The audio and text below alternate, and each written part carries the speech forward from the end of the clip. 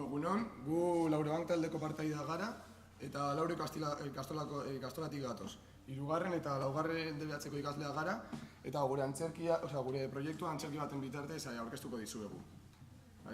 Kontatuko dizuegu istorio bat, non galiar bat Egiptora joan zen janariarekin zegoen arazo bat konpontzera. No sé.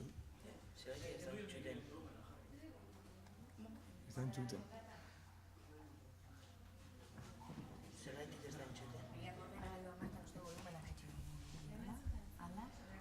Lehen frogatu dugu eta bai entzuten zen, Bestela teknikariari izango dugu, Eta non dago den buru. Bale. Lehen bai entzuten zen. Hasio Diego, fijo. Hasio Diego. Hasten gara.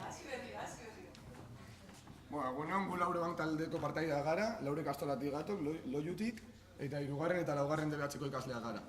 Gure proiektu zientifikoa antzerki baten bidez antzeztuko dizuegu, eta kontatuko dizuegu istorio bat, non galiar bat Egiptora joan zen janariarekin zegoen arazo bat konpontzera.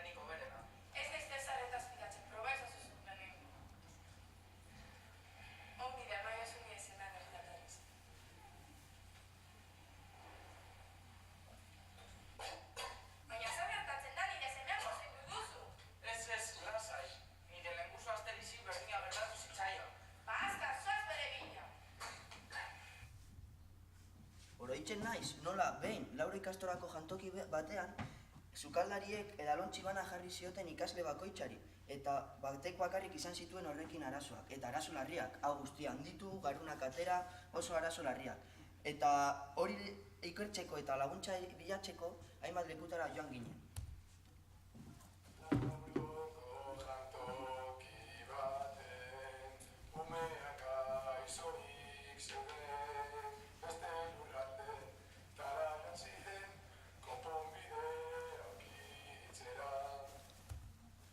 Asterizen lagunak ikastolako alergikoei eta alondigako konsumitzaileei inkesta batzuk pasatu zizkieten. Eta gero, garibolo jatetze vegetarianoan ere egon ziren. Gainera, Laureko jantokiko ikuskatzaileari Miriam Fernandezi beste galdera batzuk egin zizkioten.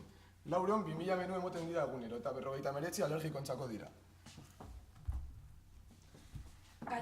Galdetegiak egin genituen eta alergia komunenak laktosari eta arrautzari zidela konturatu ginen. Orduan, zenbait esperimentu egin genituen alergenoak detektatzeko. Esnearen kasuan laktosa eta kaseina proteina detektatzeko eta arrautzaren kasuan albumina detektatzeko. Hauek egiteko, gure arbasoek utzi zizkiguten aztarna idatzia jarraitu ditugu. Hemen dituzu.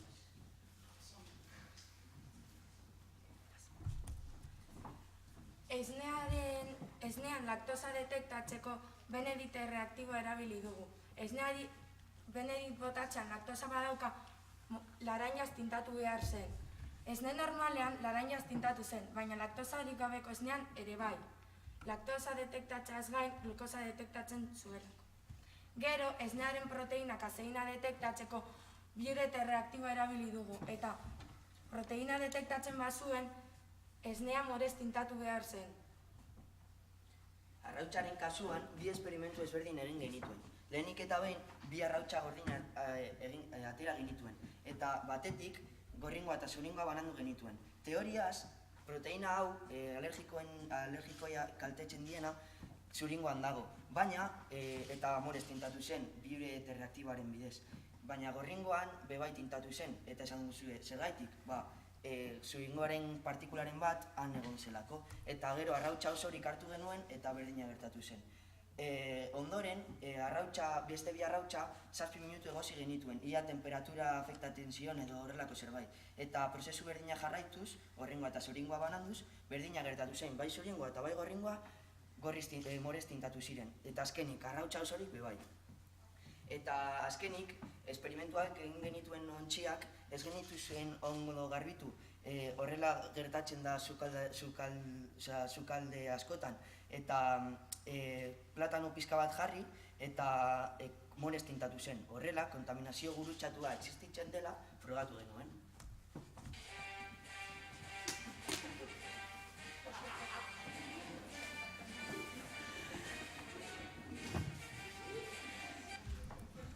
Egunon, etorkizunek nator bi proposamen egiteko.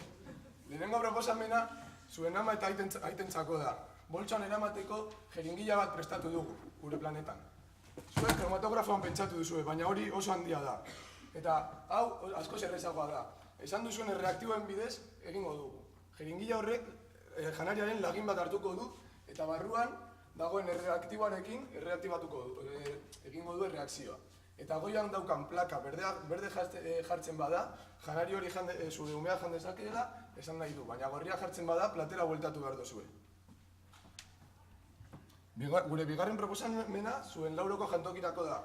Orain ezagutzen duzuen kodigo de barrazak, ja hori ez da existitzen. Orain QR kodigoak behar dituzue. QR kodigo hauetan, aitatz batekin edo mobil batekin irakurrita oso erreza da. Irakurtzen duzunean, zure umearen izena, zer jan behar duen menua dena agertuko da. Eta pentsatu dut ere, zuen jantokietan, andereñoak, eskuak, guztita izango dituztela eta horrela, eta orduan dekodifikatzaile profesional bat erabiliko duzue. Horrekin jausten bada ez zaio inoiz ezer ere gertatuko.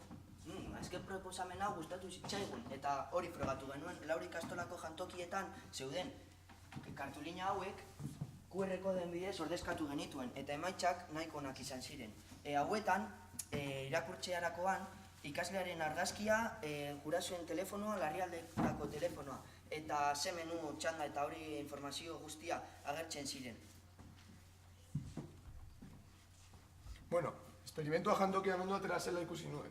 Eta orduan, emaitzak hauek izan ziren. Andereñoak esan zuten izugarrizko abantaila zela beraientzako. Zelen, 400 kartulinak zeuden mailan itxatzita, eta orain QR kodigoan asko errazagoa zen. Taperretan ere itxatziko genuitelako. Eta, bueno, esan zuten izugarrizko abantaila zela, baina umeen argazkia ere jarri beharko genuela hori sartuta. Ze umeak txikiak direnan askotan lekuz aldatzen dira, eta beraiek ezin dute 2000 ume kontrolatu. Eta orduan hori izan ziguten garapen bat.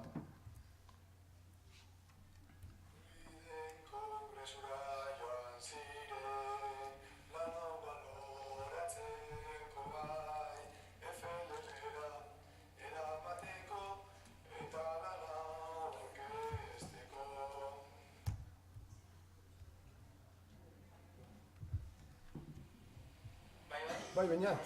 Bai. Kaixo? Madriden kongresutik etorri gara, eta ondori hauek dauzkagu. Eneko Atxa, Aturmendiko sukaldaria, eta Juan Manuel Madariaga, kimikako katedratuarekin egon gara. Eta esan digute ideia oso ona eta berriztatzailea dela, baina oso zaila detektatzeko. Sistema oso sentikorra izan behar delako. Gainera, Alicia Gastronomia Fundazioko egoitzara joateko gonbidapena eman digute, gure proiektua aurkezten. Horretaz gain, Lauroko zuzendariarekin batzartu gara, QR teknologia erakusteko. Eta esan digute oso ideia ona dela, baina zenbait eragozmen jarri dizkigute. QR kodea taperretan inkrustatuz gero, aldaketak egotean taperra paperontzira bota beharko lirateke. Eta gainera, iPod Toucha oso auskorra da eskularrekin erabiltzeko. Beraz, deskodifikatzailean profesionala beharko litzateke. Bueno, orduan atera ditugun ondorioak izan dira, QR kodeak izugarrizko abantaila dela, orain gure jantokian jartzeko informazio ugari metatzea lortzen duelako, baina hori bai, umearen argazkia sartu behar dugula barruan. Eta bigarrena izan da, gure lehenengo proposamenarekin, katatzaile elektronikoarekin, Eneko Atxarekin egon ostean sukaldaria, esan zigun izugarrizko ideia dela, eta gainera oso bideragarria. Dena existitzen delako, baina bakarrik dirua jarri behar dela. Gero alergenoen detekziorako katatzaile elektronikoak behar dituen erreakzio kimikoak oso espezifikoak izan behar dira, bestela interferentziak sortu daitezke. Eta horrekin batera, erreakzio horiek detektatzeko oso detektore sentikorra beharko zen, reakzio horiek oso txikitsuak izango direlako.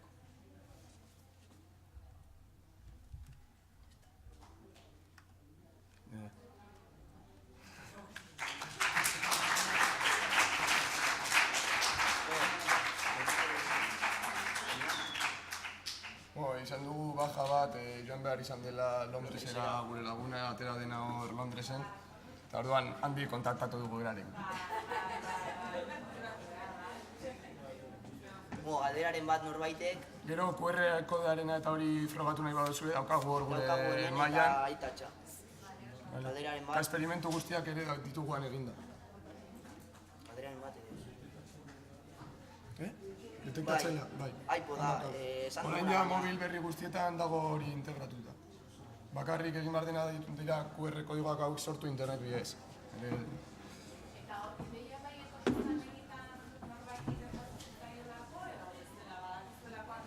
Etorri izan, aurkeztu ginelako FLL-era eta, bueno, han zegoen gaia izan zen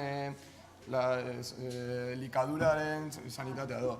Eta gu zentratu ginen Laurun, Lauro izugarrizko jantokia daukalako eta Euskadi mailan delako oso ona hori, elikagai, alergien Eta munduan asko eta hori. implikatzen da, ze askok esan aldute ez dugu egingo ez gara marroia honetan sartuko, baina Laurok egiten du eta ditu 59 ia alergiko eta ia bakoitza dauka bermenu ezberdina. Eta munduan dira asko dira genuen. Genuen sortea hori, etortzen dela neska bat ikustera, hilero edo, bueno, etortzen dela ikustera hori, jantokia ondo badago da hori, eta berarekin hitz egin da gaia batera genuen. Bai, zuei.